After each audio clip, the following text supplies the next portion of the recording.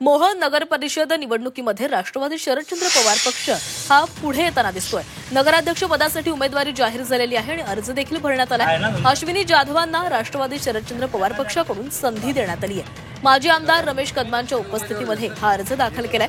मोहोळ नगर परिषदेमध्ये तिरंगी लढत होणार आहे। आमदार राजू खरेंविरोधामध्ये मोहोळमध्ये नवा गट निर्माण झालाय। पक्षाच्या अधिकृत एबी फॉर्म वर सौ अश्विनी जाधव यांना नगराध्यक्षपदाची उमेदवारी दिली।